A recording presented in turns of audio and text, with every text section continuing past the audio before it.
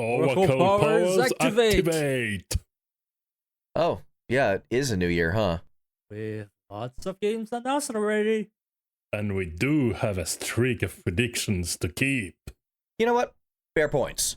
Oracle powers activate! Let's, kinda, predict the near future.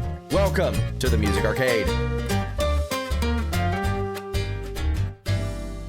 Hello everyone, I'm Galen, the SoundGuy Firestone. I'm Ranakel. New Year, same me. Sorry about that. And I'm Eddie, and I predict that I will forget that we're in 2026 a lot of times this month. Oh, I will too. And welcome to the Music Arcade. It is a new year, new logo, new... all of that fun jazz, actually. Yeah. And it's nice to have a bit of a makeover, especially as we approach some big things for this year for Music Arcade as a whole. Like, we're approaching our 100th episode. That's not nothing. That is not nothing. I don't remember if Gathering of Gotchas lasted that long. I don't think it did. I don't think it did either. I believe we hit the 70s. I'm proud of this little show we've done. I'm happy with it. Started, and I'm proud of this little show we're doing. Back in the day with something on the social media network that shall not be named. I miss the old Twitter. I'm going to name it. I miss the old Twitter back before it went evil. But yeah, no. And I was there before those that ruined it. That's what stings the most. Yeah, same. But here we are. We're still here. And we are not getting worse by the day, hopefully. Hopefully. You know what else isn't getting worse by the days? Video games, somehow. And despite some reports to the contrary. Yeah, no, last year was the best year of video games I think I have ever played. I didn't think I would run into anything that could match 2021, but here we are. It was absolutely stacked. Yeah, and this year is also looking pretty stacked, so let's go ahead and dive into our particular list O stuff. Yeah, we are going to cover the games a little bit in a shorter form way, but let's have a look ahead at the games that are coming out this year, starting with a block. We'll do small segments that regroup some of the games because there's like over 20 entries for this episode. There's a lot of video games, as it turns out. And those are just what's already been announced. Oh, yeah. And so let's start with those that come early in the year, so less than a month away at time of recording. We're recording in mid-January. And let us start with a game I heard you may in fact be playing sometimes, or well, the follow-up to a game you may be playing sometimes, Galen. Okay. Arknight's Endfield. So, this is going to sound extremely surprising coming from me, but I have been increasingly losing hype for Endfield as time has gone on. I get it, and I mainly get it because of the research for this episode and because I looked across the soundtrack for something that hooked me and found nothing. Yeah. The early soundtrack is, like, shockingly generic, and we're talking about Arknights, a game that is often joked to be a record label that just happens to have a game attached, right? Like... Yeah, so, like, in a vacuum, it's inoffensive. Yeah. When it comes to it being the follow-up to Arknights, which I may joke about, but fully respect the soundtrack of... Oh, absolutely. This is a disgrace. It's really disappointing, and then, like... the fact that the gacha system is really Genshin coded in a way that I don't love, and there's just a lot coming from this. Like, there's a lot of story details that wouldn't matter to either of you here, but to me as an Arknights player, it feels like a massive step backwards in a lot of wrong ways. And I'm just like, you know what? Arknights' early story, that wasn't so great either. It took about a year for it to really start figuring itself out. So I'm not calling Endfield irredeemable, but I'm just like, I know I have to play it when it comes out, but I kind of don't want to. Well, not quite when it comes out. A little bit after. Yeah, I guess Arknight's... Yeah, that's the other funny thing. I'm leaving for Las Vegas to see a Final Fantasy concert on the day that Enfield releases. I'm mildly annoyed by that timing. For my part, I'm very curious still about the game. I don't really follow the Arknight's news that close, but I'm mostly curious about the aesthetics, to be honest, because as I think we've mentioned in the past in the podcast, Starset released a song where the music video reminded me of Destiny, and then that song got used as the background music for the announcement trailer for Enfield. And on top of that, that trailer had a lot of vibes that looked a lot like the Destiny version of Mars. So I'm very curious about what the aesthetics of the game will be like. I'm going to say that you will not likely enjoy the early game from everything I've seen, so I suggest you temper your expectations dramatically. The one thing I am looking forward to is they did announce that Starset is doing an original song for Enfield, and I'm very much looking forward to that because Arknights has managed to, like, make me a Starset fan, and I'm just like, this is the first time a video game has literally made me seek out a band, and now suddenly no, that isn't the first time. That's a freaking lie. I'm still a major Mega McDuffie fan, so no, this is now the second time where I've been like, oh, I need to follow this artist who worked on the soundtrack. Starset via Arknights by way of Destiny, which is a weird sentence that makes no sense if you haven't heard the last minute of what I just said. Yeah, pretty much. It's wild. Now Starset is one of my favorite bands. This most recent album is the thing that put me over the top on them, so... Yeah, point being, Enfields really need to lock in because the Genshin clone situation is getting more and more saturated by the day, and I don't think most of those games are going to be able to survive. They've had a bit of a lease of life post-COVID. I think there's a lot that managed to endure instead of needing to close down, but what we've clearly established and what we've made a point to remind ourselves regularly is that live services games die. Mm-hmm. They shut down. They are not unlimited. And at this point of saturation, especially at this point of saturation on some games that have very similar codes and visual elements and gameplay elements and gameplay loops, there's going to be a saturation, there's going to be closures. Yeah, and I'm a little concerned for Enfield because the thing that it has going for it right now primarily is two things. The Arknights fan base, which may or may not want to stay involved, and the factory system, which is the most unique thing about it. Absolutely. That's the main reason why I have an interest. Well, that and, of course, Rekta Pachnik's chiseled features. Yeah, which, I mean, Helliger, his character in Arknights 1, has existed for years now. I think he was a first-year unit. He has been thoroughly power creep to all get out at this point, but it's cool to see Helliger Mark II, young, powerful clone Helliger, back. We kind of love that guy. The lead artist for Enfield is a recurring illustrator for the main game. She designed W, Helliger, a few others. She has said that Helliger is her favorite design that she's done, so it doesn't really surprise me. We have Pogranchik. I can't pronounce this guy's name. I just always... Cool, that guy. I'm just always going to call him Helliger, because it's Helliger. Yeah. It's kind of cool seeing him back in a new capacity. Excellent. But is that going to be enough to carry the game? I don't know. I'm cautious. I'm not even cautiously optimistic. I'm just cautious. And that's a kind of a scary sign. But not an unhealthy one, I believe. No. I have not drunk the Kool-Aid, and I'm not likely to spend a metric buttload of money on it, so that's good. Remember, you can like a thing without being a fanboy. Yes. Following that up to a thing that everyone seems to like but me. And no, for a game I'm a fanboy about. So, I'll be honest, I didn't actually mind playing the first Code Vein. Yeah, no, the multiplayer was butt cheeks. Oh, it was f***ing awful. No defending that as well. Yeah, I don't know how I feel about Code Vein 2. If they improve the multiplayer, I'll be way more interested.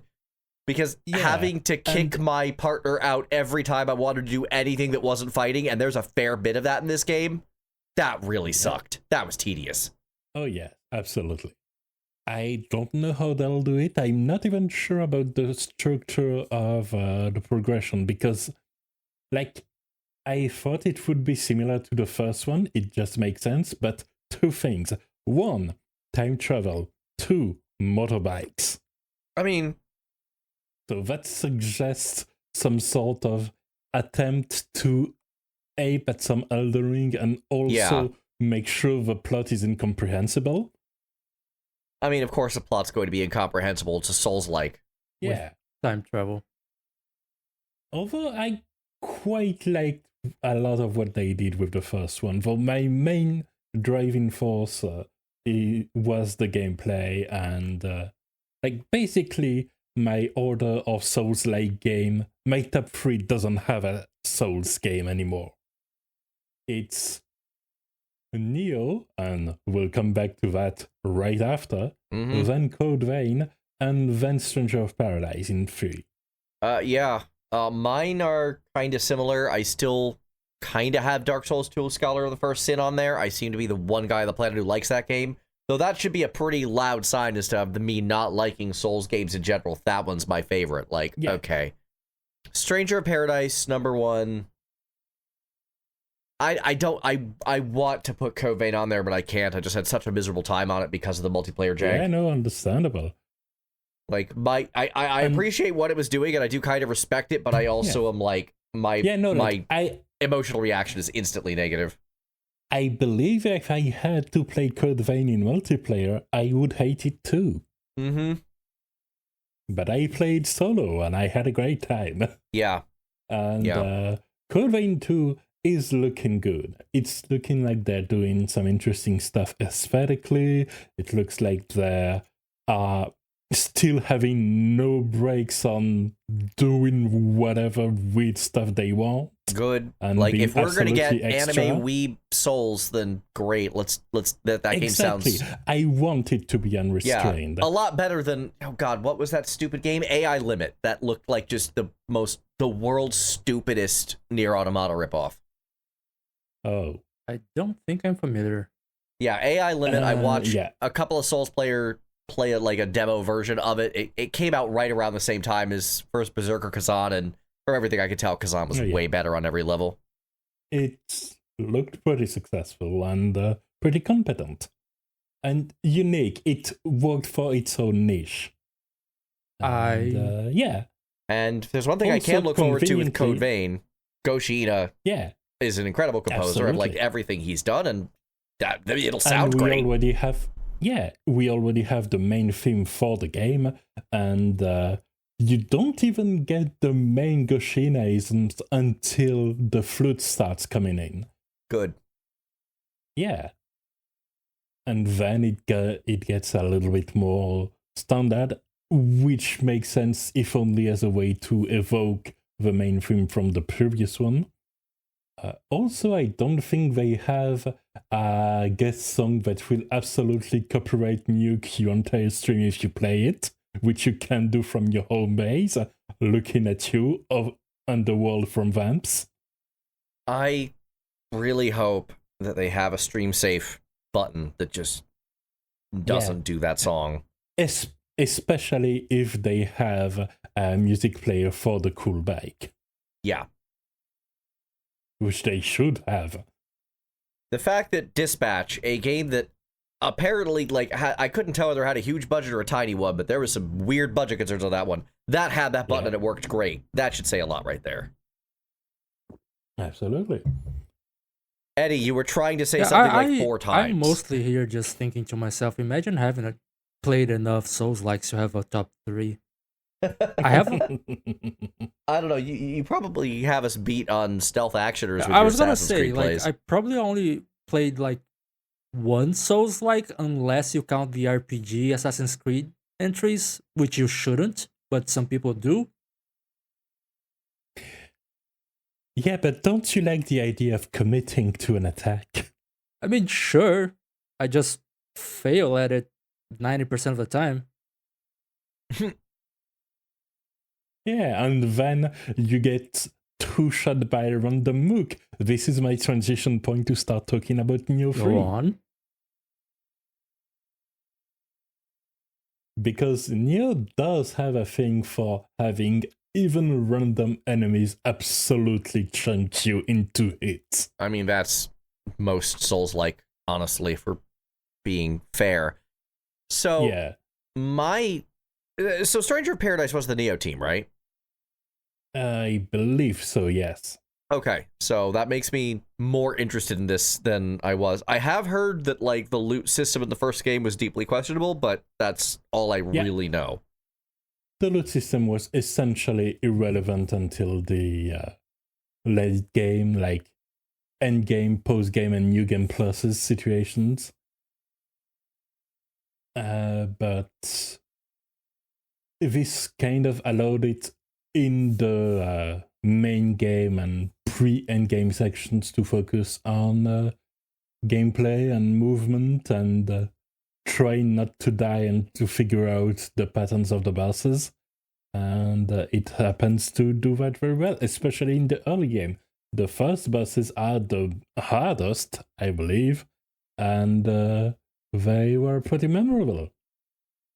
That said, I will not be playing Neo 3 at launch. Yeah, for two reasons. One, it's releasing very close to Code Vein. Right. Two, it's over my hard cost limit. If it costs $80, I'm not paying it. Oh. And three, it's a Souls-like, so it's almost certainly going to get patches to make things make more sense. Yeah, and it will eventually get a sale because this is not the Nintendo Switch 2, so I'll be playing it when it goes on sale. Valid. But as far as the music goes for Neo 3, like, it's not the most central point of it all. There was one track in particular that I really liked. No, two. One which was a boss theme and the other a stage theme, and they were not on the same stage. But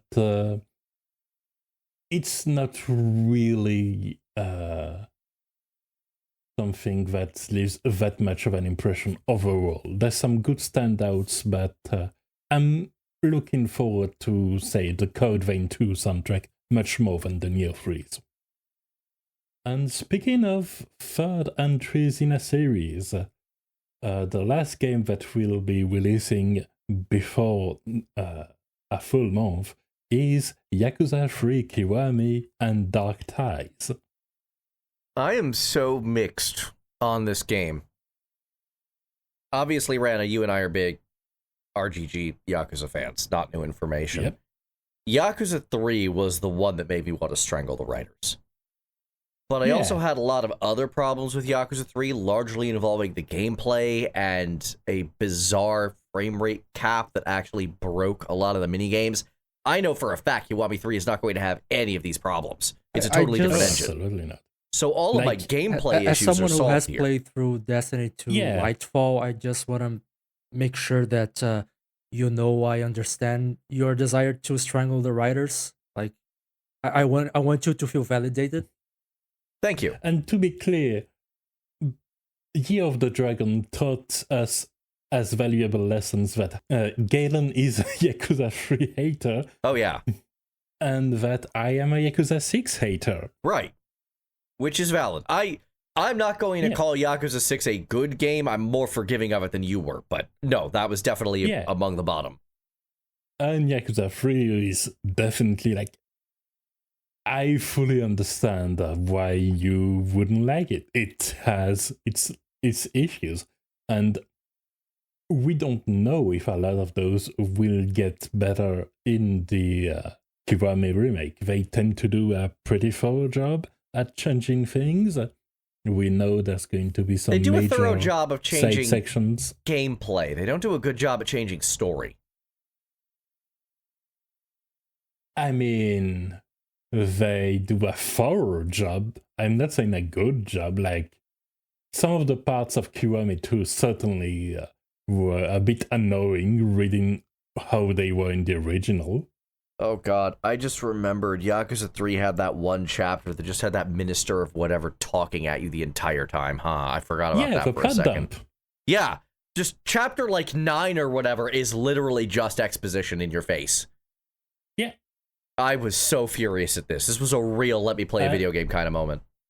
And that was the Minister of Defense, not the Minister of Health. You know it was not the Minister of Health because he wasn't the ultimate villain. Yeah. Yakuza 3 is a giant mess of problems. I'm sure this will solve some of them. And then there's this side game where you play as the bad guy of Yakuza 3, Yoshitaka Mine, who remains, despite my dislike of Yakuza 3, Mine is still a character I'm very surprisingly fond of, and his final boss music, if they change it, I will scream because it's so good. But now he gets his own side game, and I'm like, I at the very least need to play that, right? I mean, you say if they change it, you will strangle someone, but they may make a good remix. Like, the team does good remixes. They do songs. Good remixes, and they did a really good remix in Ishin Kiwami. Exactly. So, like, you're right on that. Like, I might, like, I don't know, Fly is so good, but they did do Sword. Sword was also so good, so I don't know, maybe it is a good remix. That's at least something to look forward to on that front. Yeah, I know, like, a lot of my angst about this is because I'm a Yakuza 3 hater, and I know they're going to fix a lot of what they messed up on the first time around, but yeah, I'm more concerned about the stuff they aren't going to fix. Like, they're not going to replace any of Joji Kazuma's dialogue because that actor died, so they have to keep what's there. Yeah. Speaking of the fact that the face claims are going to change for a couple of the characters is going to be weird. Like, having Rikia not look like Rikia is going to be weird. Oh, was that oh. Yeah, no, they've shown it. They don't even try to make it look like he did. Huh. Does he have a new actor? The old one I believe was so, okay with facial reproduction as recently as Infinite Wealth because we got pictures of him, but apparently he now looks different. Yeah. Okay. But we're getting a bit too much in the weeds at this point. Yeah. Well, we know the music is going to be decent. We just talked about Fly quite a bit. The main battle theme, Bruise, is still pretty good. And I'm a strong proponent of not giving blind trust to companies, but to let them earn it. And RGG Studios have earned my trust when it comes to their game soundtrack. They just haven't really disappointed. Yeah. Honestly, the closest I've come to disappointed was Yakuza 3, and that's just because it didn't have the high concentration of bangers that other games had. That's it. That's my whole reason for being even remotely disappointed by it. Yeah, it was a bit more sparse, for sure. Yeah, but it was fine. I don't dislike any song on the soundtrack. And I look forward to discover some more fun tracks and enjoy them. Yeah. Now then, how about we move on to the next series of game? At this point, this isn't in chronological order anymore, but more of a thematic order, starting with the block for the big sequels. Let's do it. And let us start with Fire Emblem Fortune's Weave. So my Fire Emblem experience is limited entirely to the Warriors games, so I'm not big on this music so far. That's more experience than me, so Rana, any insights? Well, you say the Warriors game, but the one you are in fact currently playing is actually in the same setting and is the same world. So that certainly helps. And from what we've heard from the trailer, it seems like it's going to have a different musical identity, because this happens in a very different region and possibly a very different time, but that there's going basically, how to say it? There's elements that will be familiar structurally, but it will be thematically different. And that's pretty exciting because honestly, Three Houses soundtrack was pretty good in my book. And I'm looking forward to what Fortunate Sweep is going to cook. And the trailer music was very, very memorable as far as I'm concerned. Cool. Yeah.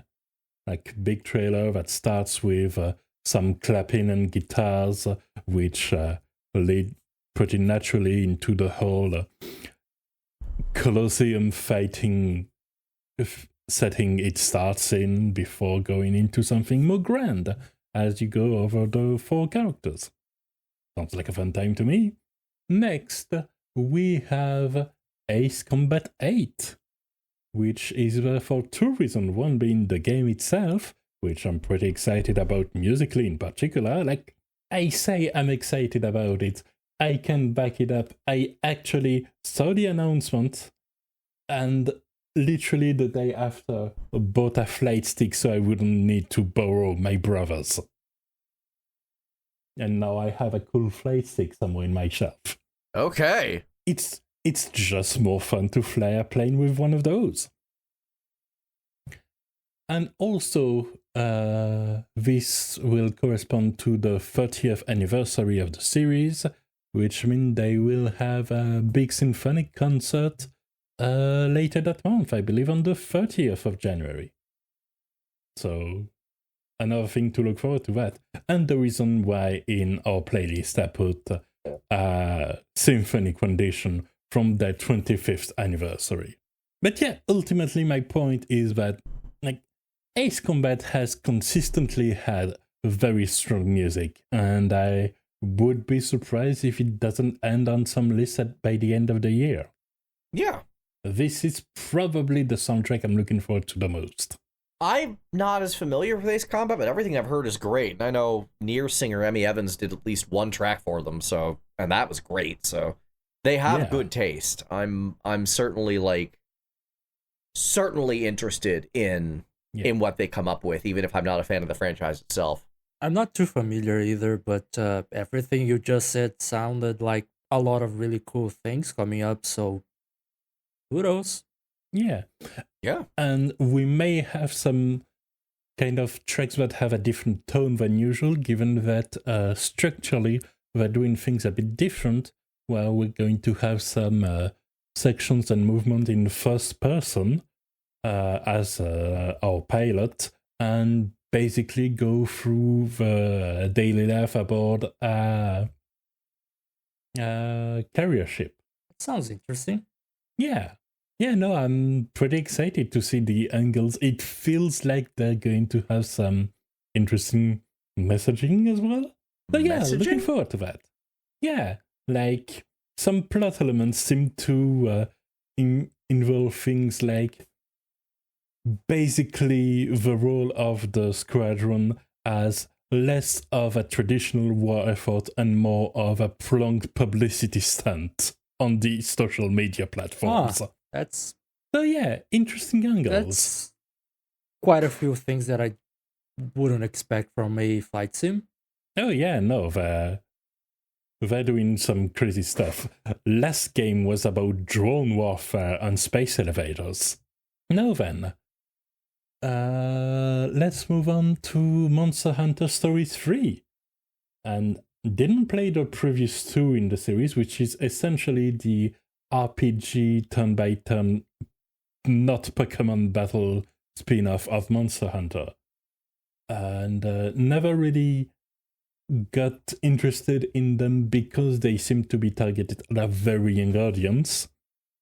But they altered the art style and seemingly the tone and targeted audience for the third one, which seems to be still its own thing, but a bit closer to the atmosphere of the mainline series, and so I'm intrigued.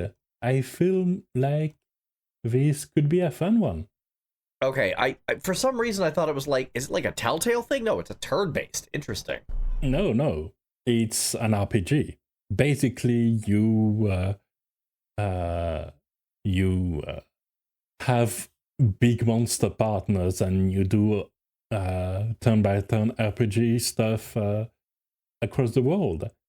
And apparently there's a whole aspect about finding misplaced monster nests and releasing wild monsters back into the wild to restore and kind of refashion the monstrous ecosystems in order to have rare variants of monsters and the likes.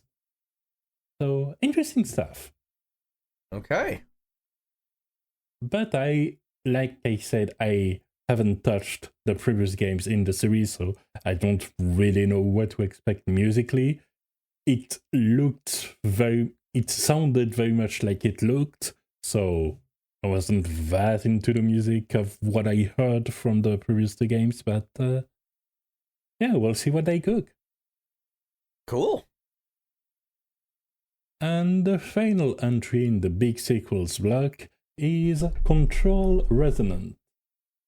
So, I didn't think much of the first Control soundtrack, with the notable exception of the Old Gods of Asgard, which is one of my favorite songs of all time. That's exactly my point.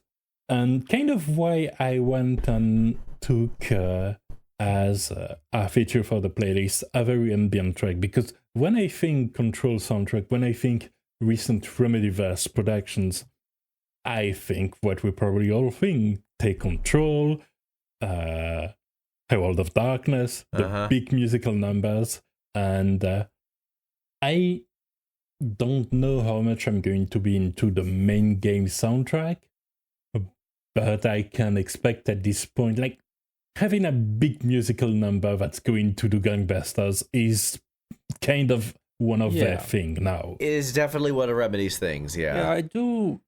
I remember from the first Control, I think a free update added a mission where their main composer, I think Petri Alanko is his name, if I remember correctly, he could actually go a bit, not necessarily off the rails, but a bit off the beaten path, let's say, where you had a sequence where you interacted with an object of power that was, I think, a film camera. So everything turned into like this action movie aesthetic, and he had a synthwave track in the background. So it was sort of a throwback to 80s action flicks. And that synthwave track was cool. I enjoyed that one. I think it's the track title itself is Red Tunnel Rush or something like that. Red Glow Tunnel Rush. That was a cool track, but but it still plays into a track that is mainly atmospheric with a few very notable standout I think tracks. that's sort of how Remedy rolls, let's say. It's like their games go for this photorealistic aesthetic, and I guess they just want the soundtrack to let you take that in rather than having the soundtrack potentially take away from it. Yeah, like it's so photorealistic that they have sequences where you have exposition and lore and stuff from full motion videos played on TVs every now and then, and it doesn't look jarring. Hopefully they will find some window for Alanko to do something fun, because Control Resonant is going for a very big and weird vibe. So there might be some window for that. Yeah. But for the most part, I am more excited about whatever new single the Old Gods of Asgard will come up with. Yeah. Especially since their IRL band Poets of the Fall have been kind of silent for the last few years, so hopefully this inspires them to get moving again. They have been silent because they've been preparing for that. That's kind of what I'm hoping for. All right, now then, let's move on to the next block. We've covered the big sequels, now let's talk about some indie follow-up. Starting with Slay the Spire 2.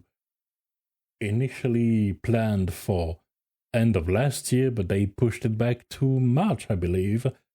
And Slay the Spire soundtrack was one... It's the kind of sneaky soundtrack, you know, like when you are chaining runs, because the gameplay loop is pretty good, addictive, and kind of fast-paced when it comes to the whole progression and decision-making thing, you don't really pay that much attention to the soundtrack. And then you hear it out of context and it's like, oh yeah, that's actually pretty good. Mm-hmm. And the trailer music for Slay the Spire 2 was nice, a bit dancey, a bit graceful, but tonally very similar. I think they found a very good distance, emotional distance, if you will, for where the soundtrack is, where it's not absent, it's not self-effacing, but leaves you plenty of room if you want to mentally put it aside and just think about how you're going to order your next sequence of action so you don't die to the red demon for the third run in a row. Musically, I don't really have much to say, to be honest. I played the original the Spire, as did most gamers, I think. It didn't leave too much of an impression on me musically, but also it sort of... I mean, mainly the game carved its space by being one of the most active early access there were, with essentially new content every week. It was pretty crazy. The sequel is gonna have some big shoes to fill, because the first Slay the Spire kind of birthed its own subgenre into the roguelite sphere. There are a lot of Slay the Spire clones around. Yeah, absolutely. And some pretty good ones too. But I feel like they have the measure of that, and so I'm looking forward to it. Let's see what they've been cooking. Indeed. Next, we have Alabaster Dawn, the next game from the Desert Brothers Crosscode, whose soundtrack didn't leave much of an impression. There's a couple of standout tracks, but overall, I wouldn't say this was one of the main strong points, especially compared to the plot and the dialogue and the puzzles and the combat feel. The music was kind of lagging in comparison, and Alabaster Dawn, from the demo that I've played, they're going to have a bit more of a naturalistic soundtrack to it. More wild vibes, because Crosscode was an in-universe MMORPG, so they had a bit more of a future playful vibe, while this one, the structure of the game is similar to a Terranigma, where you are doing some initial adventure in very hostile territory, and then bringing life back to the land, and region by region, side quest by side quest, once there is enough of a village to have side quests there, turning hostile, goopy, evil dungeons into thriving regions full of life and peoples. And it's, if they do, which I didn't pay attention, but if they do a thing where each region kind of has its own musical identity that evolves depending on how much you've done for this place, it's going to be a fun one. And if it's inoffensive the way most of Crosscode soundtrack was inoffensive, I'll take it. Yeah. Honestly, I didn't know anything about this game, but you just said the magic word Terranigma, and now I'm curious. Yeah, curious about where I am. I played a little bit of Crosscode. I didn't quite get it. I was bad at the controls at the time, and frankly, some of the puzzles took way too many screens, and I'm just like, this is weird. So I never finished it. I feel this is going to balance things out a bit more subtly, and on both your fronts, the the controls and the battle system appears to be a bit cleaned up and less frantic, and the progression seems to be a bit more, a bit less focused on very long puzzling dungeons. So, something to look forward to. I would recommend playing the demo, honestly. It's a pretty solid one. I might check it out. I hadn't even heard of this game until now, so, cool. Well, I'm all the more happy I brought that knowledge to you. Same. Now then, a Bloodstained Scarlet Engagement. It's bloodstained. Yeah, I want it. Yeah. It's bloodstained by way of Portrait of Ruin, no less. Yep. It's got the 2-character thing. With that said, I'm hoping there's like a secret Miriam mode or something. Honestly, I kind of like that we're not playing with Miriam again, to be honest. Yeah, they appear to be doing things different and going for a different era, a different antagonists, and playing off Castlevania's Chronicles instead of just doing direct one of the sequels. Cool things I don't mind, but I did really like Miriam and would like to play her again, so hopefully she has like a special mode or something. My point of view is more that one of the cool things from the original Castlevania franchise, was that it actually varied in ages and in protagonists. Meanwhile, Bloodstained had the main game with Miriam, and also two spin-offs also with Miriam. So part of me was going, are we gonna deal with Miriam for the entire franchise? I would like variation again. So I like that we're seeing variation. I can definitely see Miriam as a secret character. Although, wasn't she an antagonist in 2? I don't know. I don't remember either. Honestly, those... I remember 2 had a corgi in a steam robot. Yeah, that sounds about right.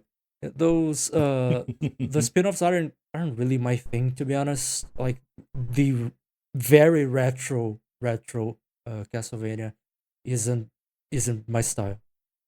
Castlevania 3 specifically. A lot from Castlevania 3. Those first few Castlevanias aren't really my thing.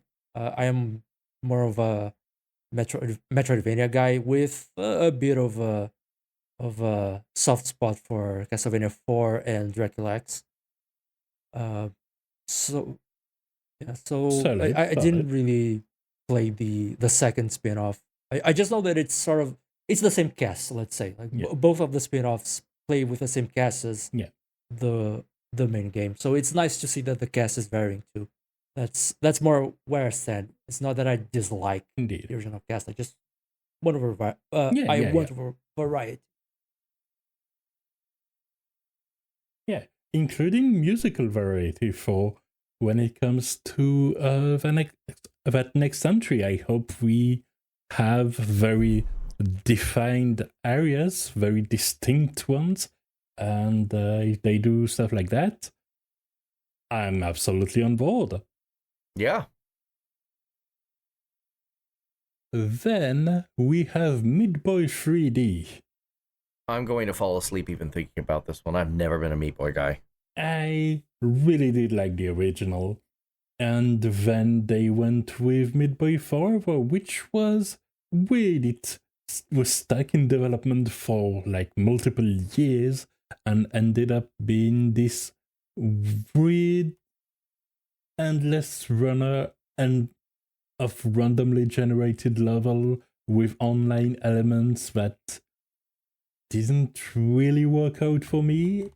And so that going back to handcrafted, like they move into 3D, but the handcrafted levels and structure of the game feels like a return to what made the original work at the same what time. I've seen from it, it seems like a very well-made game.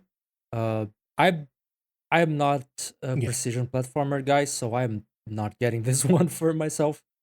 but it does seem like a very well made game. Like, I hopefully the soundtrack is good. Yeah, it looks clean. It looks crisp. I'm like, the movement is minute enough that I can, from looking at the demo, be worried about specifically whether the ability to slide upwards during momentum conservation as you slide up a wall is going to be satisfying. That's the level of minutia we are at when it comes to the precision of that platforming. That's the level of precision that... Because if you are not precise... That's a level of precision that drives me away. There's a reason. Yeah, and if you don't have that level of precision, you get literally through the mid-grind. Let's just say there's a reason my favorite Mega Man franchise is the X franchise and not the classic one. But musically, it looks like from the demo we've seen, they're going to keep what they've done great with the original, which is themes that keep an energetic vibe that motivate you through the many, many, many deaths across the levels. Sounds about right. Yeah. Next, we have Vampire Crawlers, the spin-off of Vampire Survivors. That's a dungeon crawler. I'm intrigued. My description of what I got from the announcement trailer was that it was Vampire Survivors levels of energy with Slay the Spire-esque deck building and Ultima style world navigation, and that sounds like a very fascinating mix. Yeah. And they do have... Now, we've only had that trailer, but given Vampire Survivors' pedigree, my notes for Vampire Crawlers are entirely, open quote, yeah, it's probably just gonna be great. Yeah, probably. End quote. Yeah. Yeah. That's kind of all there is to it. There's also that weird Warhammer 40k Vampire Survivors actual spin-off. I haven't looked into that one. Literally, it's the actual Vampire Survivors engine licensed by Ponkel and announced by Ponkel and published by Ponkel, but developed by someone else. That's funny. Oh, really? Yeah, cool. So it's not like a clone, it's actually a spin-off. Yeah, it's essentially a Warhammer DLC outside of the Vampire Survivors game. Yeah. Interesting. Because, I imagine that would work pretty well. Honestly, with the setting. Although the setting also works in a tactical grid. What were you going to say, Eddie? I was just going to say that I'm very curious on whether they will somehow manage to pull off a Castlevania DLC a second time. Because they are keeping with the Vampire Survivors aesthetics of we are clearly parodying Castlevania. It would be really fun and funny if they did it twice. Yeah, and like a lot of Vampire Survivor names are essentially Italian puns. So the move in Warhammer 40k to Latin-based puns feels natural. Yeah, that sounds fair.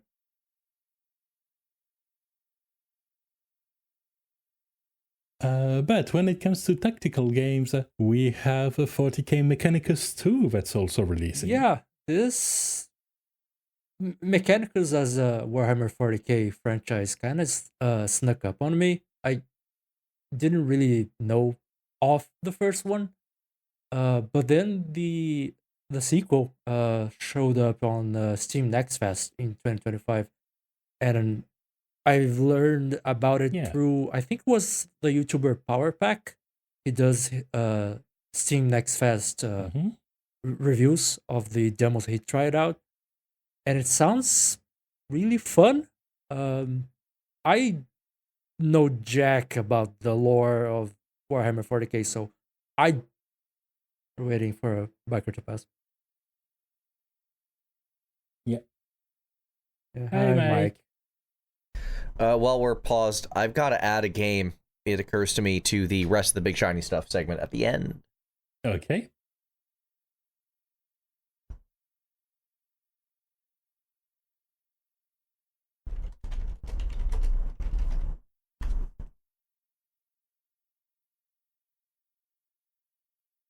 Probably good to resume.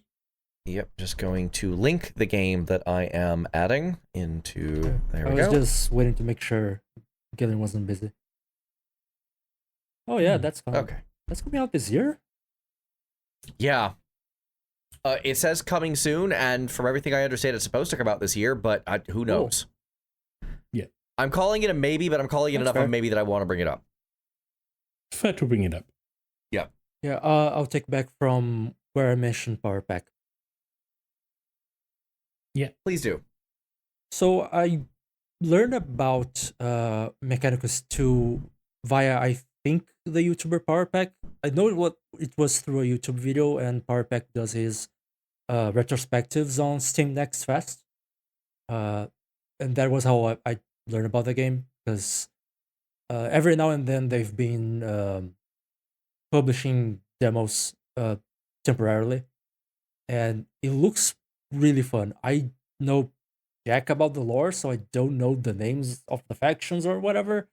I just know that one of them looks like robotic skeletons and the other looks like that so could be the Necrons. The Necrons versus some guys in a lot of weird tech. That is the Adeptus Mechanicus.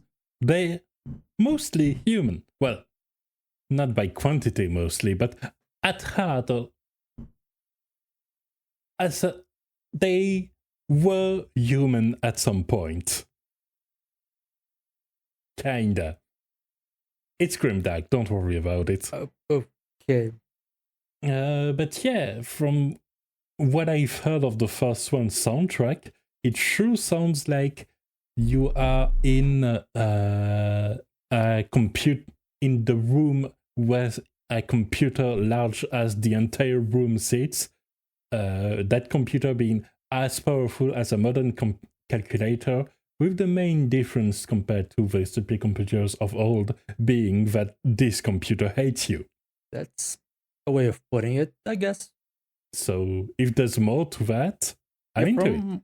From what I could gather, again, entirely new to this franchise, the Mechanicus franchise specifically is sort of XCOM inspired, with the exception that you can kinda go on. I mean, there is a tactical grid-based element, but the problem is that they give the Warhammer license to pretty much anybody, and Chaos Gate, I believe that's the name, was more of an XCOM clone than Mechanicus.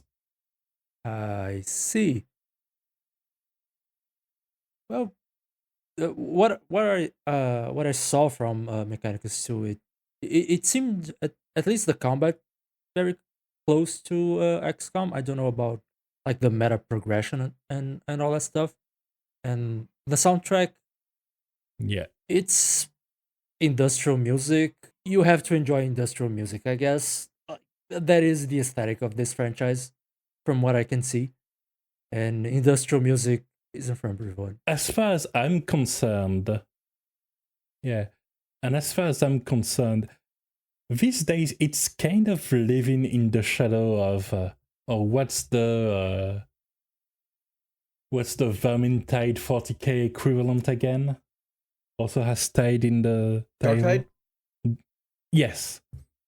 With Jesper Kid that's at the Darktide. soundtrack, which made some incredible work for that. So this casts a long shadows over the recent 40k releases. Yeah, and then there's Rogue Trader by Owlcat, which reminded me I needed to add a game to this list. Which is also a very interesting turn-based kind of tactical RPG, though that one seems to have more in common with Final Fantasy Tactics than it does with than it does with XCOM. Thank you. That seems to have more in common with Final Fantasy Tactics than it does with XCOM. I haven't looked into that one. Oh, really? I thought it was more of a Baldur's Gate adjacent kind of game. I admit I just watched Spiff play it, and it looked extremely turn-based, so your guess is as good as mine on that one. Yeah, fair. I'm mainly basing that off what I've known from All Cat's work on the Pathfinder games.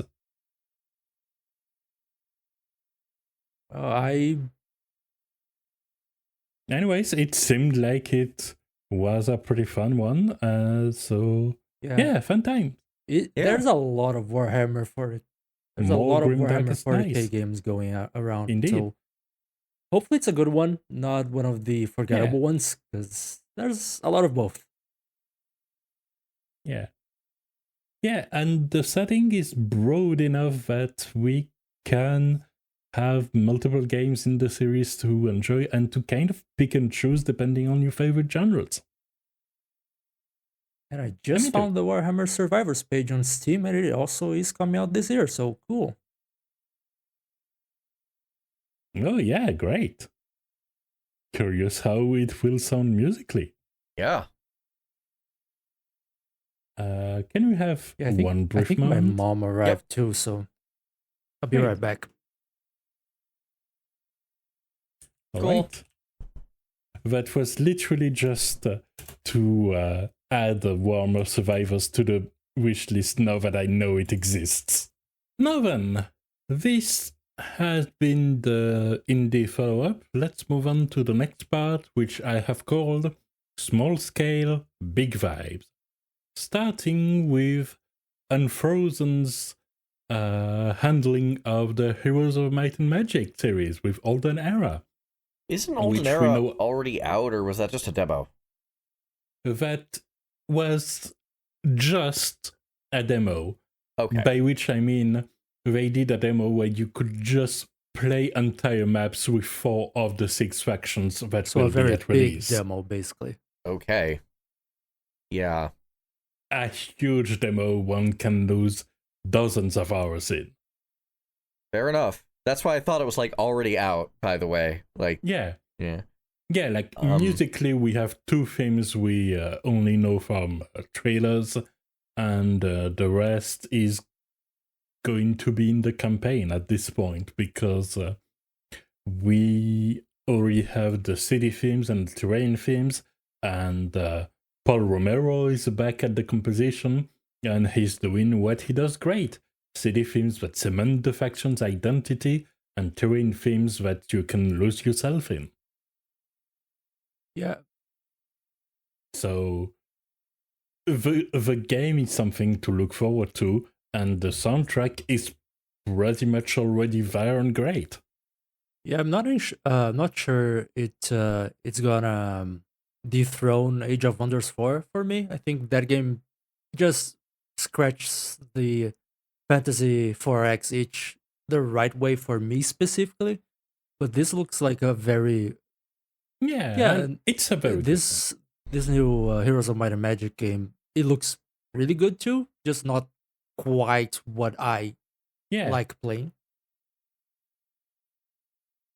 Understandable. And as a bit of an enthusiast for the series, I was skeptical at first, and I'm very glad that this skepticism was ultimately rewarded by a game that, despite its name, looks not only towards the past, but towards what makes the franchise enjoyable as a whole, and building on it, and trying new stuff with some things like not a demon faction, but a hive faction that has a similar color scheme, but does things very differently.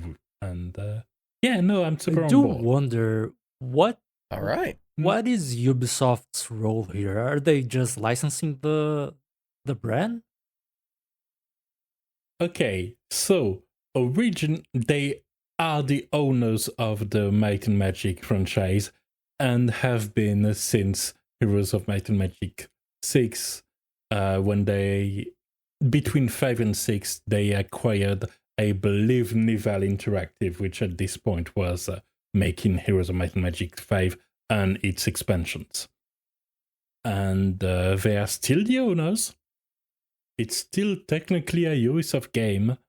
However, because after having so thoroughly ruined it over the course of Heroes of Might and Magic 6 and 7, they don't really see it as a main draw for them. They care about it so little that they decided they were fine not only letting it be handled by a passionate studio, but letting it be published by a passionate publisher in Hooded Horse.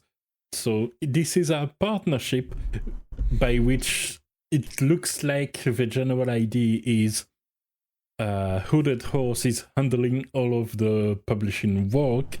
Ubisoft gets a cut and gets to not interfere and ruin things further. Solid arrangement. Yeah, I was gonna say, if this sort of if this level of we don't care about the franchise leads to games like this and the Rogue Prince of Persia, then I'm sort of all aboard. Despite the negative origins of the situation. Yeah, exactly. Like, this is an acceptable outcome to sitting on a pile of franchise you don't really care about. To let those who care about do something with it.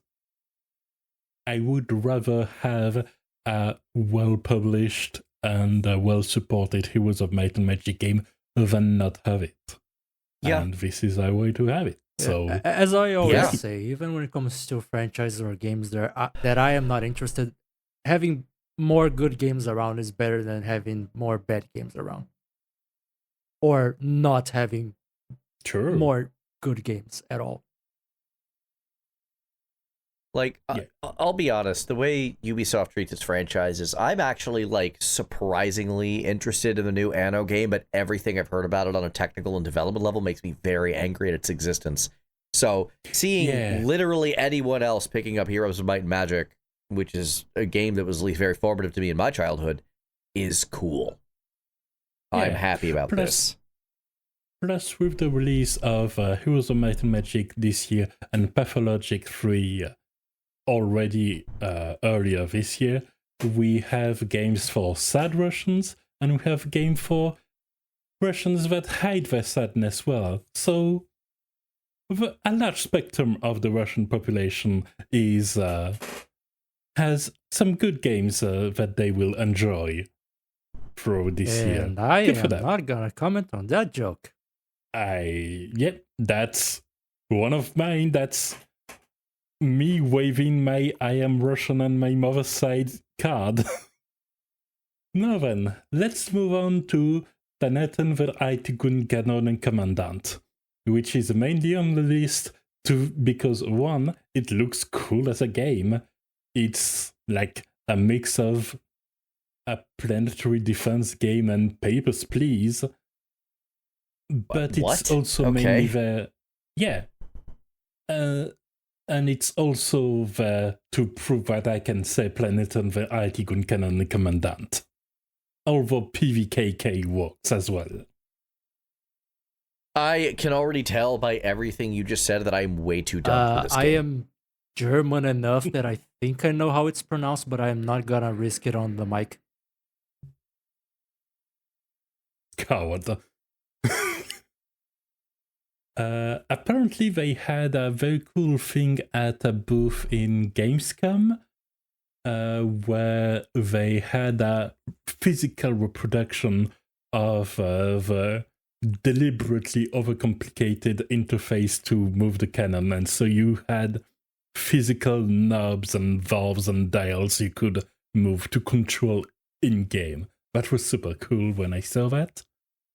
And mainly I put it there just because I was curious and remembered this game was out there and releasing this year.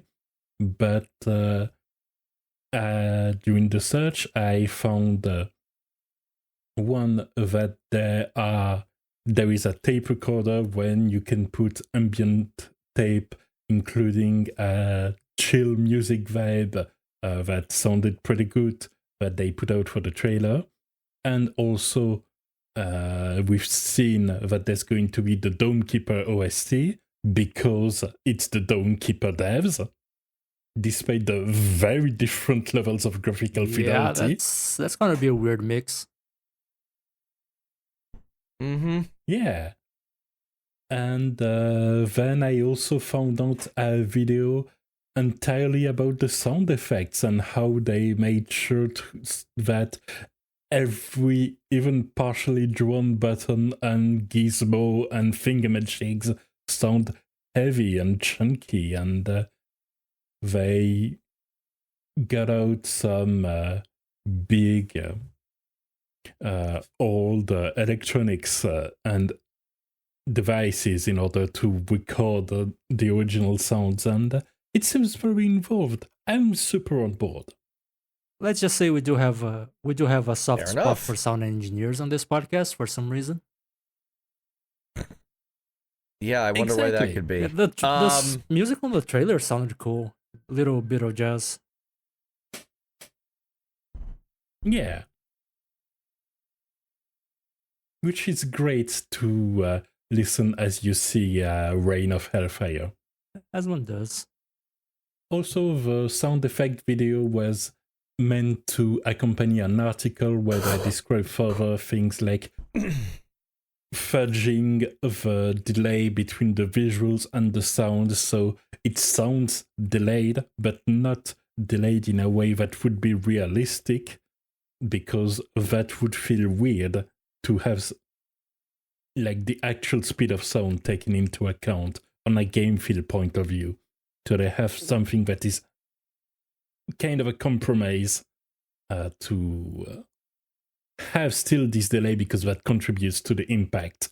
But yeah, overall it looks very, very cool. And the kind of absolute minutia that I enjoy. It sounds like a hell of a lot of attention to detail. Oh yeah. Next, we have Mugenics, which is the cat crossbreeding tactical roguelite by Edmund Macmillan. That has been in development for a long, long time. It sure has.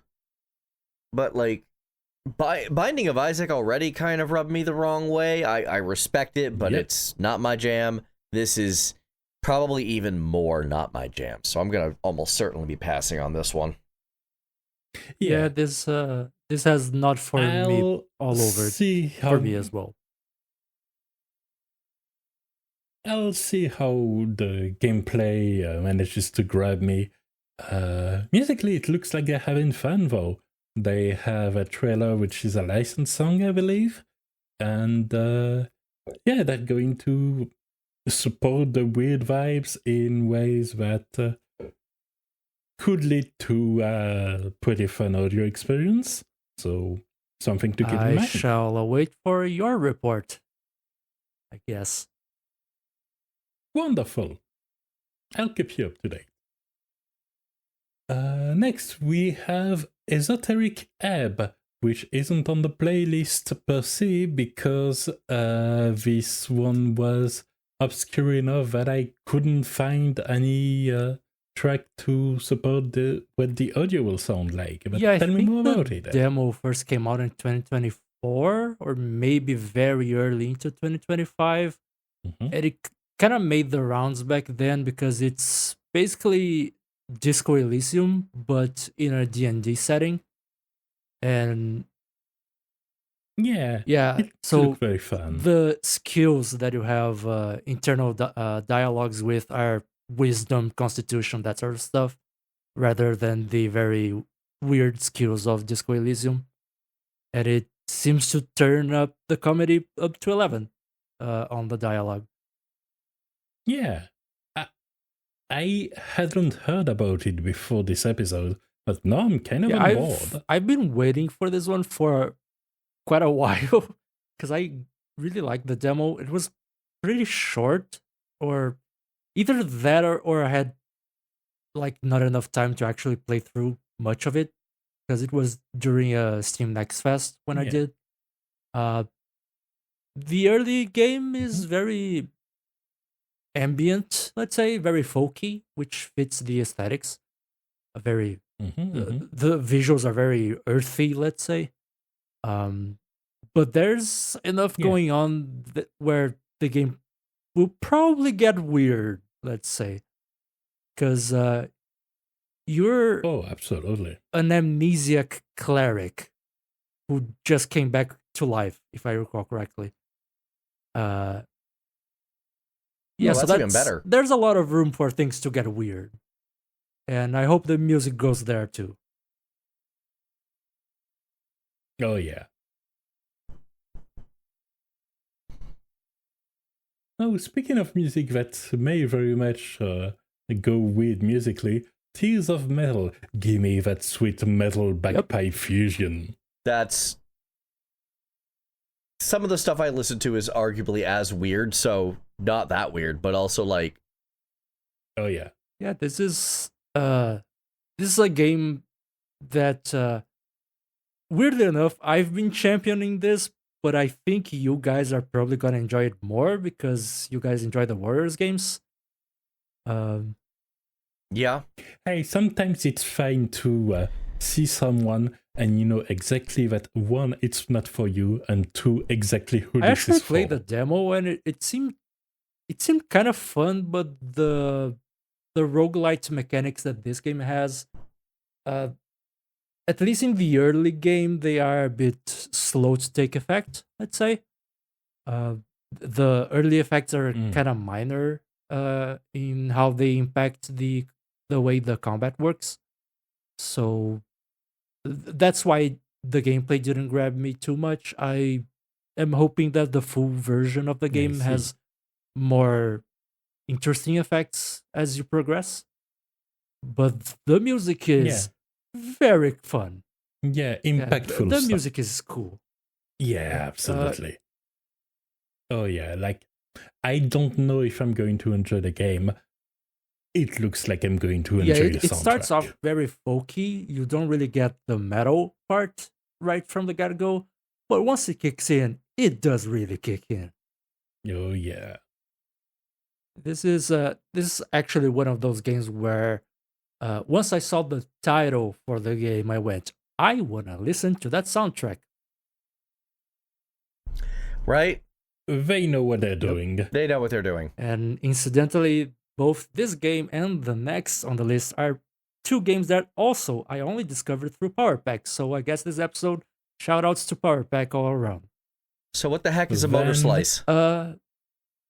Well, I'll tell you what I thought of Motor Slice when I listened to what I had access to musically. It sounds like the answer to how many aim loops can one soundtrack have in close proximity to each other before they go super critical. Here's what I got from watching a couple of videos on it. Picture Shadow of the Colossus, but rather than a fantasy setting, it's sort of a post-apocalyptic setting, and your enemies are huge machines. And instead of you wielding a big sword as a weapon, you have a chainsaw that you can also use to platform because you can just chuck it into the wall, turn it on, and you go upwards. Sure. That's probably why it's called Motor Slice. Yeah, no, that checks out. Yeah, this is a game where the gameplay seems very interesting to me. I haven't heard enough of the soundtrack to actually have an opinion on it, because what I've seen of the game was basically people talking about how cool the game was.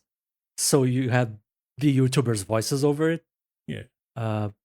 So I'm hoping for some cool tracks. Yeah, it felt a bit on the nose for me, I'm not gonna lie. I think it's gonna be very... It's not gonna be very unique. Let's say I think it will be iterative rather than revolutionary. Let's say. What I do say is, what I will say is that it seems to integrate itself to the aesthetics of the game, and that it won't really take you away from it. So good on that aspect.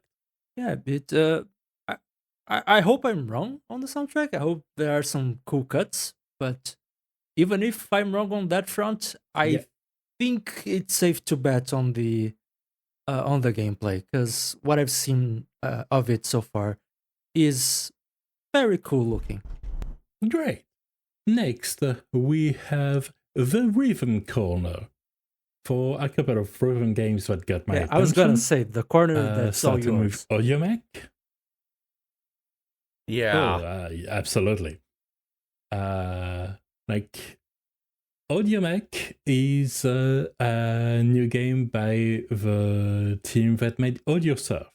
So no musical entry for this one, because the idea is that you put in whatever music you want, and the music influences like the items you have. For instance, the more you have treble, the more your treble blade is getting longer and fiercer, and kind of using elements of your soundtrack, not anymore like in AudioSurf for what falls along the track, but outright what potency your weapons have. It's going to be interesting, and I'm going to have fun trying weird songs and seeing how they turn out. I just discovered that I have it on my wish list. I guess you convinced me to do that at some point. Huh? That's probably the biggest plot twist of this episode so far. I'm into it. The tagline for the game is literally "Your music transformed," so they're making it very clear that they don't have a soundtrack. You have it. Also, this is a follow-up to the tagline for AudioSurf, which was, I believe, Your Music Your Way, something like that. I don't remember. That's so long ago. Anyway, very much in line and kind of taking me back. Are You the One by Miranda Sex Garden? Amazing soundtrack to the AudioSurf, for the record. AudioSurf. Yeah. Because it's very gentle, and then suddenly goes for like the hardest 30 seconds of your life, and then I had to look it up. AudioSurf's tagline was "Ride Your Music." I don't know if AudioSurf 2 has a tagline. I don't think it does. Ride Your Music 2, I guess. Ride it harder, ride it like you stole it, I don't know. Do something with your music. Yeah. One really cool thing about AudioMac, according to the Steam page, is that it can work from any audio playing on your computer. So for anyone who has or prefers to use streaming platforms for music, it seems like that's gonna work too. There's going to be influence for like viewer alerts. Apparently, it also works with your microphone. Yeah. So you can just go, ah! All right. Cool. Thank you for the explanation. I think that's the reason why it's on my wish list.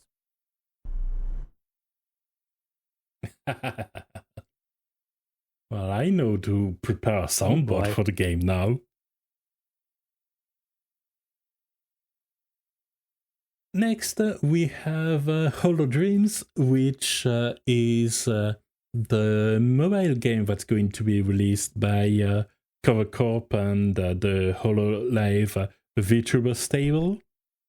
And mainly putting it out there because it looks like they're doing a lot of things right when it comes to what they've already announced of their rhythm game. It's a recent announcement, but the gameplay looks like it's solid while not trying to necessarily reinvent the wheels. Add some weird thing for scoring, but ultimately you can free play the tracks however you want. there's going to be a large catalog because they have a lot of singers and artists and licensed songs at their disposal. So there's going to be like 150 tracks at launch. And they are even going to have a track editor. So you can just make the input list you want to the tracks you want. Like, I tend to be a little bit... I have some very strict guidelines for what kind of rhythm games I enjoy. And this one looks like it's going to be a cool one. So I'm on board, and shout out to a project that make way more sense than some of the other video game ventures. That's fair. And also, yeah. And also because we are still pretty recently out of AGDQ season, Awesome Games Done Quick season, I learned during that marathon that Mai had a deluxe version that was a new update, essentially, a pretty sizable one that released last year, and that this year is going to land on US territories. So great that we have more Mai and going around globally as well, and not just being kept to Japanese arcade. I've played a little bit of Mai and I absolutely loved it, so yay for that, even though it's not very practical for me to play it regularly because I'm about as far in the country as can be to a cabinet without going to like French Guiana or something. Hi, neighbor. Now, let's Tokyo Drift towards the racing corner.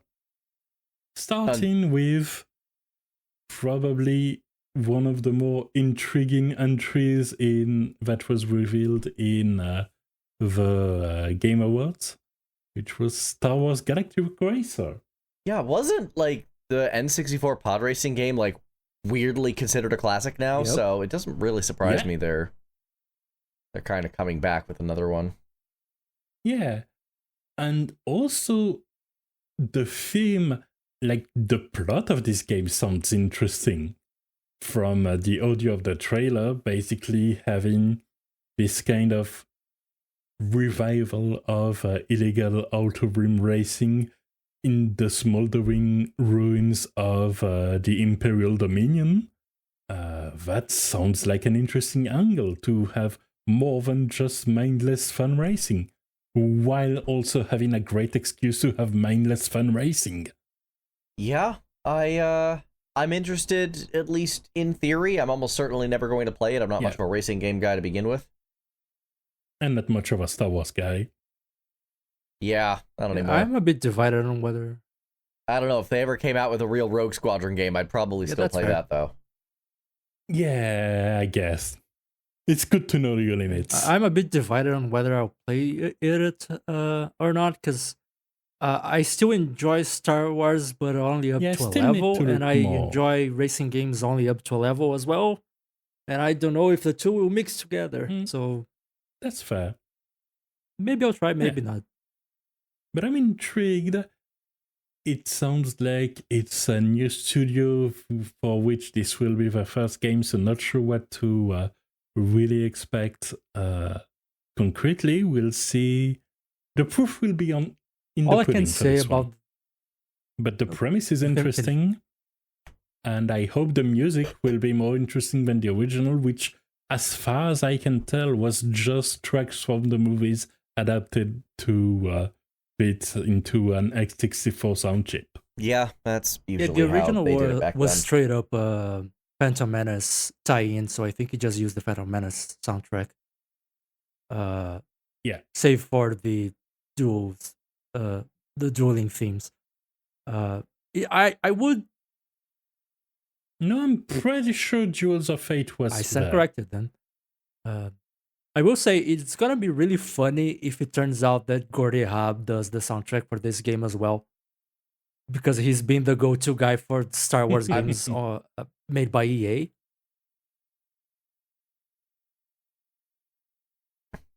Yeah, but he's willing to work with other people, like we just talked about him for Bethesda. So it is gonna be really funny if that turns out. Whoever they pick, I hope that not just considering the Star Wars of it all and remembering that it's a racing game and have some fun with it. Even if they are just considering the Star Wars of it all, I hope they also consider that The Mandalorian has some pretty out there instrumentation choices and still fits the Star Wars universe. So, Yeah, absolutely. That was the most interesting Star Wars audio had been for like 15 years. Ludwig Göransson did a great job with The Mandalorian. So here's hoping, because as far as what we've seen from the trailer, this game has the aesthetics for some weird instrumentation to fit right in with some of the maps. Oh yeah. Next, we have Forza Horizon 6.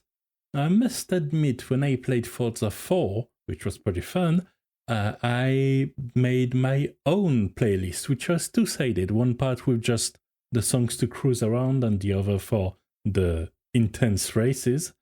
But yeah, they have a fun music selection, which seems to be influenced and centered around the setting which they're going for. And 6, it's going to be Japan, which has a lot of interesting racing music tradition. So that could mean some big, funky, dirty sounds. That could mean some Eurobeat, some electro stuff. They can do some interesting stuff with it. Yeah, this is also coming off the heels of Forza Horizon 5, which was set in Mexico. And they did a really good job with the in-game radios, with those radios being the main. Yeah, I didn't know about that before, but what I've done during my what I've seen and heard during my research was very impressive. I thoroughly enjoyed the game's music. It doesn't have as much original music because the radios act as your soundtrack basically, and at least for Forza Horizon 5. The radios had a mix of some international hits and some bands that were probably Mexican. They were at the very least singing in Spanish. So and contributing to the setting, general vision of the setting. I'm hoping. And hey, it's a soundtrack that had Levitating by Dua Lipa. I love that song. Can't be mad about that. I can't say I heard that one because I spent most of my time either on the rock radio or on the punk radio. I have heard that one, and it's I'm not a big Dua Lipa fan. I'll just be honest here. I really liked what I heard. Also, since that album came out, DaBaby has apparently been outed as a total jerk, and I really don't want to hear his guest feature on that song either. Yeah. But going. Yeah, I think the only Dua Lipa song I like is the duet with Miley, and I'm pretty sure that's Miley's fault. Well then, that happens. But yeah, I'm really. A duet will do that for you. Yeah. Going back to Forza Horizon 6, though, I am honestly really looking forward to discovering some cool Japanese bands. Yeah. Next, we have the Use What You Already Have block, whose role will be clear as we go through the soundtrack, starting with Dynasty Warriors 3 Remastered. Dynasty Warriors 3 had a real iconic soundtrack. I mean, a lot of them were just remixes from Dynasty Warriors 2, but not even remixes, like I don't mean remixes, I mean mixed again. Yeah. Like the same songs, but with different dynamic range but and more functional. Yes.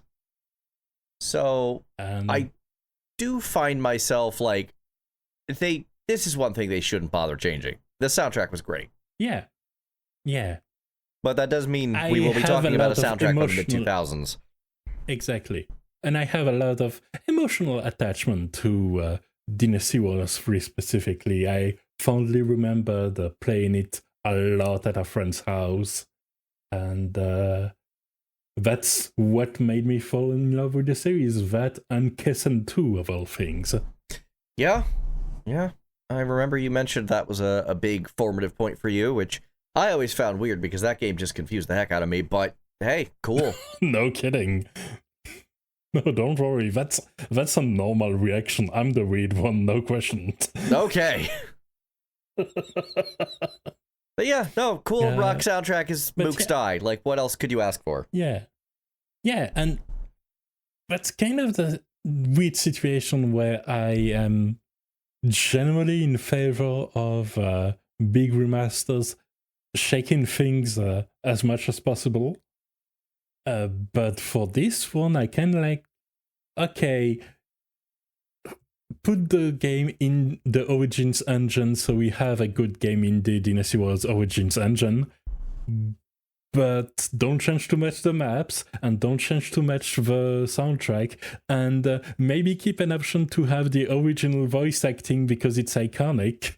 And I'm really protective of the original, so I understand. And yes, the sheer jank of it was part of its charm, but at the same time, a modernization of that, a lot of that old game has not aged well and does not play well in the modern day.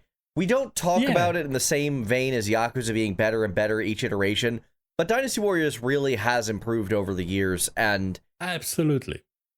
But there's a lot of new cool systems, if it's just square, triangle repeatedly for about 20 hours, it's going to be fun but disappointing.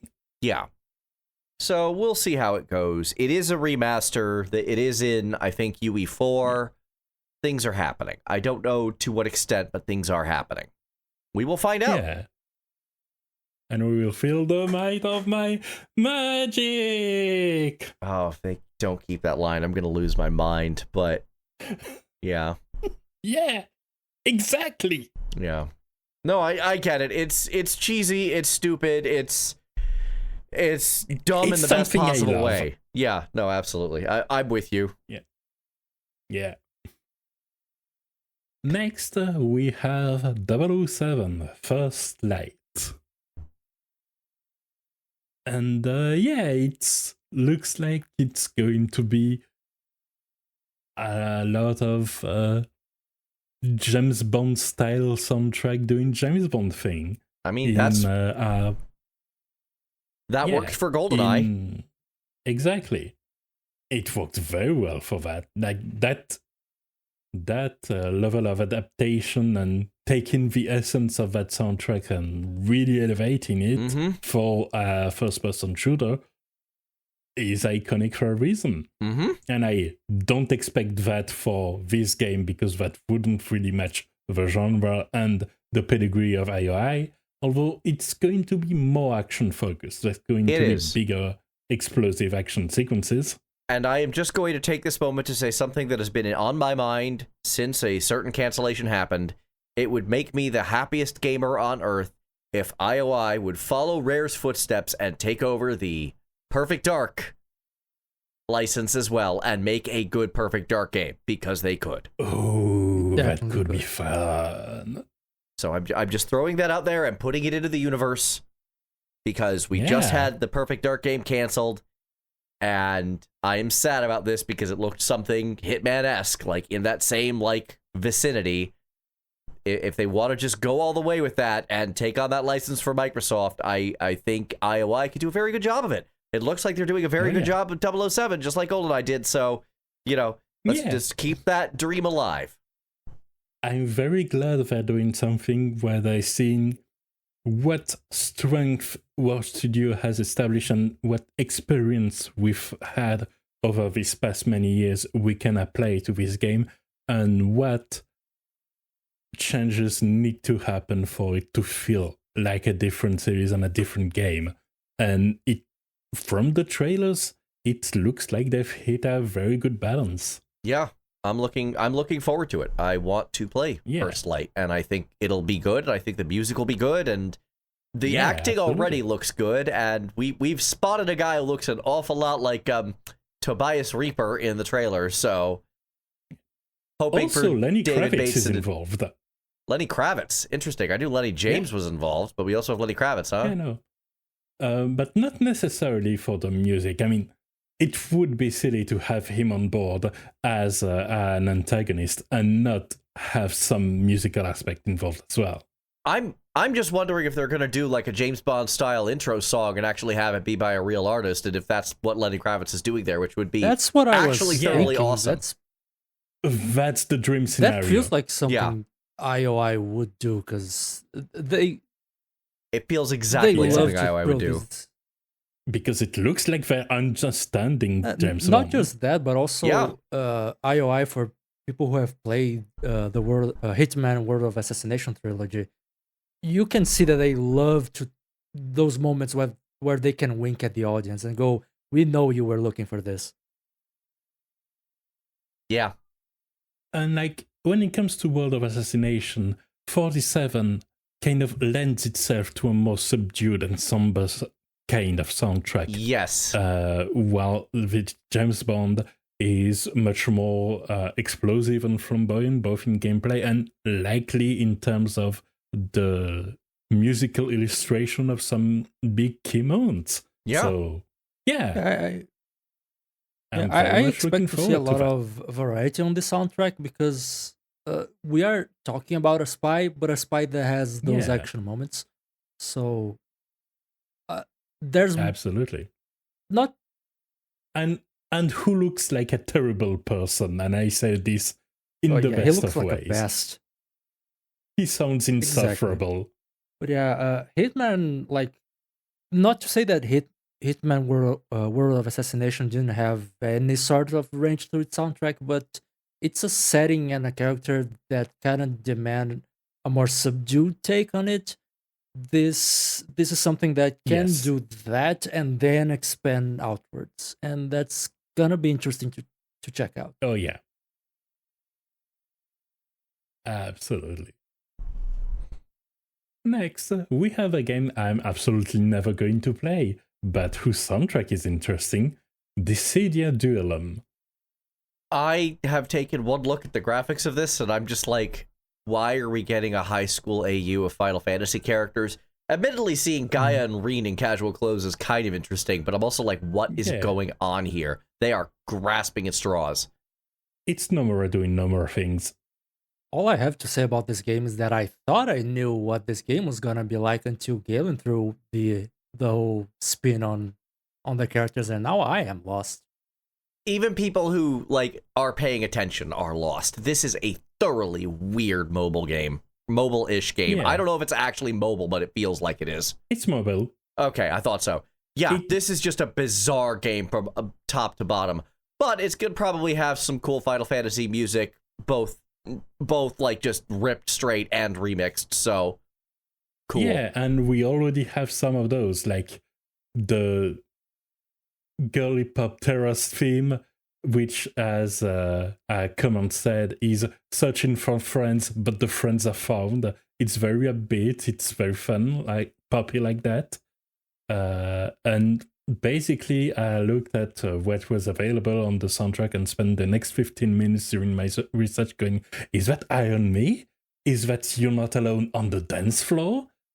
And don't get me started on Gaia's mix of Who Brings Shadow and Return to Oblivion. I'm just looking at the Mashed up official together. website now, and Cloud looks hilarious with that sword. That does not belong with that outfit at all. Yeah, no, and yet the outfits are the main raison d'etre of this game. It sure seems like it. Because it's Nomura doing Nomura things. If we get some good music for it, though, good for him and good for us. I mean, I have definitely had my share of Square games over the last few years that have been terrible games, but damn, the soundtrack has been good. Oh, yeah. So, if this falls on that list, then something good will come out of it, and you know what? I might be tempted to buy a CD if one should exist. Yeah. Knowing Square, it'll be a Blu-ray audio just to spite me in particular, but you know. Yeah, I can't comment on that. You're just objectively correct. Yeah. When you're right, you're right. Now then, let's move on to the category creatively named the rest of the big shiny stuff. Indeed, starting with Capcom's Pragmata, which should actually finally release this year. And from what I've heard, again from what soundtrack they've shown in the demo, this sounds like the cyber future of Tumor Attack. I'm looking at screenshots of it, and it looks like Death Stranding, but with an AI-generated blonde girl instead of a baby. What am I looking at right now? Well, kind of that, and also more focus on a third-person shooter where you are also doing puzzle games during combat. I hate it. That is like the worst sentence you've ever said. Why? I'll just say that. I know, right? It looks like they're trying stuff. I'll just add to that mix to make things even weirder. For some reason, there's been a fan theory that this is secretly set in the Mega Man universe. Yes, which I believe is kind of losing traction thanks to the fact they've announced Mega Man 12. But not for this year, so we thank God they released Mega Man Duo. They announced Mega Man Duo over, right? But I think for the most part the theory existed just because the girl is using a big blue coat and she's the robot of the two. So therefore Mega Man. Oh, so the AI generated Uncanny Valley look might she be is intentional. Meant to look like a robot. Yes. Okay, slightly more forgiving then, because I'm just like, what is going on with this? Yeah. From what I've but like I've heard from what I've seen, returns. Like you control the guy, and he's the one doing combat, and then you control the girl for the puzzles, something like that. Essentially, imagine Nier Automata, but the game doesn't pause while you're doing 9S's hacking. Every new sentence you say makes me hate this concept even more. This game is attacking me. I'm the victim here. Well, that's wonderful to hear. We'll see how it turns out. Shout outs to Capcom bullying our editor. I am going to keep that line in. Next thing you know, the soundtrack is all going to be very clipped and poorly mixed just to spite you in particular. It wouldn't even surprise me at this point. Like, this is such a, like, this is on the surface a game I would like, and then everything I hear about it just gets worse and worse and worse. Yeah. Okay, so what is this next one, Saros? Because I tried looking it up on Steam, and it doesn't seem to exist. It just keeps throwing me at the Elder Scrolls for some reason. Well, it doesn't exist on Steam because it's a PlayStation exclusive, and it's the next game by the studio that made Returnal, Housemarque. Oh, okay. Also, they still do PlayStation exclusives? I thought we were finally done with those. Okay, continue. I wish we were. But yeah, it appeared to follow very much in Returnal's footsteps. So I can very much see more of a still an intriguing alien ambience. Maybe not a lot of track that match the gameplay's intensity, because that's an intense, demanding, essentially third-person shooter bullet hell kind of game. But musically, I'm gonna say it has Destiny vibes. Okay. Cue, Eddie. I'm intrigued. I am probably not gonna play it because PlayStation stuff is so expensive over here, but I'm intrigued. Yeah. I have a hard time blaming and you. I just don't have a PS5, so I know I'm not gonna play it as well, but the music will be there. The key art for the game looks neat. Yeah. Yeah, no, they've done some cool stuff, and I've seen some plot summary of Returnal, which sounded really cool. It's a really fun sci-fi plot. And it looks like it's, if not in the same universe, then at least based on similar principles here. So, yeah, no, that sounds like a good game that I'm never going to play. On Wikipedia, for what it's worth, Speaking for of, what it's worth, on Wikipedia it says they wanted to expand on the principles from Returnal, but in a new IP. So that sounds like a different universe, but it could be a new IP set in the same universe. Who knows?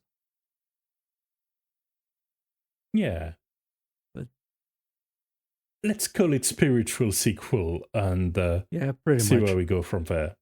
And we'll see if it turns into a real sequel like Code Vein. Hey, I brought it all the way back around. Incredible. Shame we still have 2 more games to go through. Yeah, I know, but yeah, we fine, bookend go. Completely. All right. When it comes to bookend, we started with Arknights, and now we have Destiny. They're going to release expansions this year. Yeah. The joke remains. I do play Destiny. But yeah. Mm-hmm. Do you now? So, but this is gonna be the second year of Bungie's new strategy of 2 DLCs per year. So we'll see how it works out. The first year was bumpy, let's say. Mm-hmm.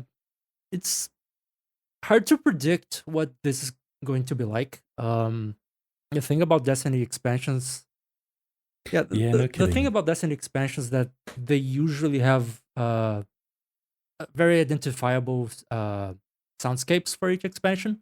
You will always get at least one more ambient, ethereal sounding track for the more peaceful area. You will always get a very intense track for the raid/dungeon final boss, but everything else is very hard to predict. And we know the names of the two.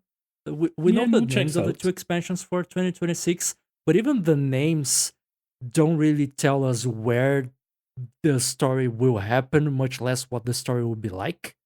The first expansion will be Shatter Cycle, released around the middle of the year, and the second expansion will be The Alchemist, released at the end of the year.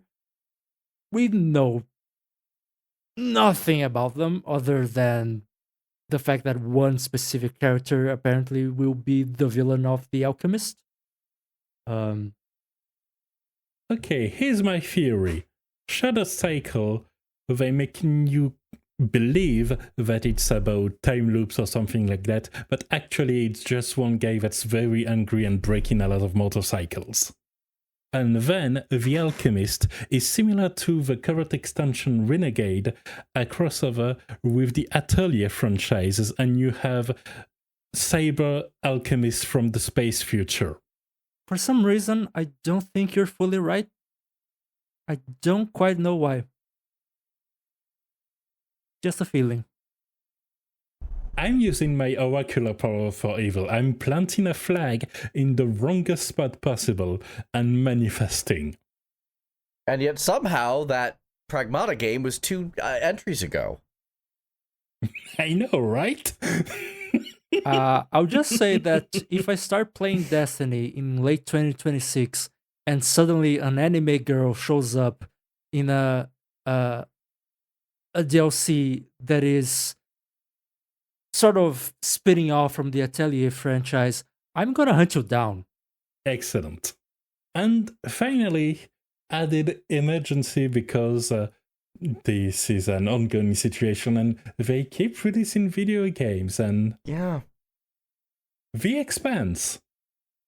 So, 1, I'm a huge fan of the TV show The Expanse. 2, we've needed a real spiritual successor to Mass Effect ever since, BioWare was bought up by EA. Yeah, we do. We and really third, do. Owlcat is proving themselves to be a pretty solid slate of developers. They've done some work. They have a system and they managed to spin it off in interesting, cool ways that fit the universes they are putting it in. So The Expanse of Cyrus that. Rising, very interested in this. I know nothing about the soundtrack at all. Like, at all. And I'm hoping some cast members from the show up. I know in the Expanse Telltale game, Kara G, who played Kamita Drummer, showed up. I think Chad L. Coleman, who played Fred Johnson, showed up. So, you know, I'm optimistic about this one, even if I'm not the biggest Mass Effect fan. Right. As someone that isn't quite an Expanse fan, I'm going to leave the fun times on for you on this one.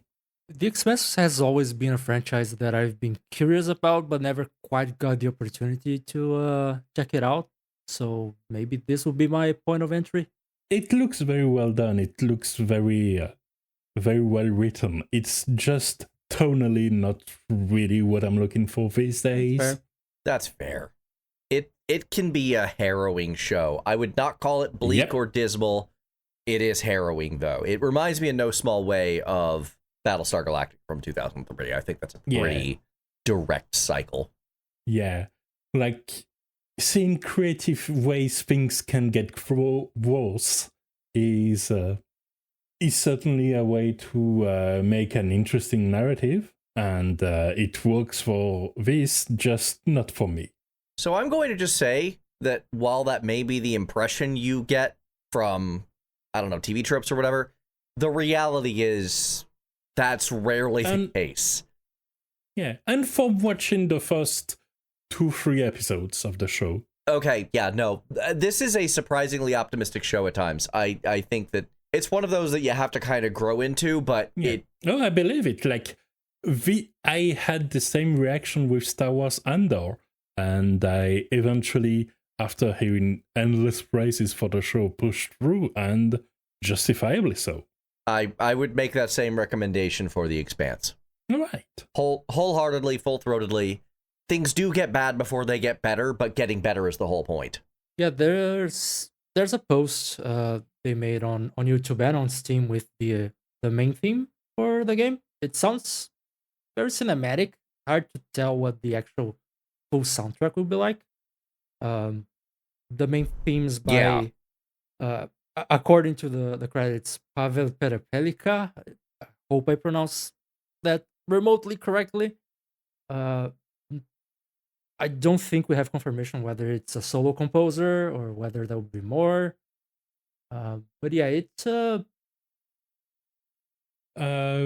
yeah, for the whole soundtrack, we know this is the composer for this track specifically. Also, from the video's description, we have a short blog that says that in this track, they tried to capture both the humanity's yearning for the stars, discovery, and adventure, as well as the spirit of the personal journey that awaits you and your crewmates, that Captain. is very Mass Effect.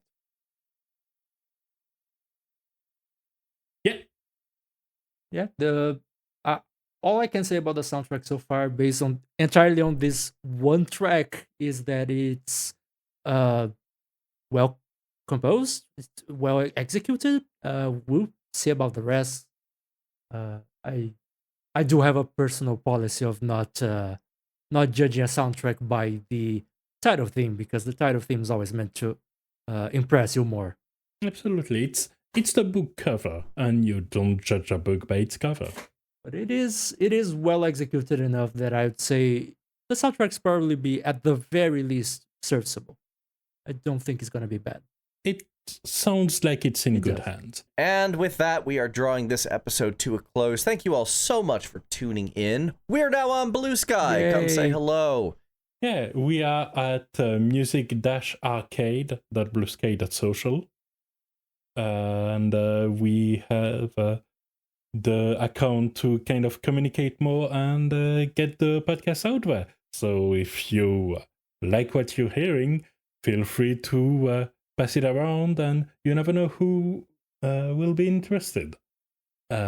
Which is kind of a point we hadn't made yet for the episode, but that I want to repeat from last episode because it proved true then, which is that despite all of the game soundtracks we've covered for this pretty long episode, there's still games we don't even know the existence of, and that will very likely surprise us, both in terms of content and music. It happened at least a few times last year. Oh yeah. So let's all look forward to a very musical 2026. And do keep in touch with us. See you all next episode, everyone. See you next time.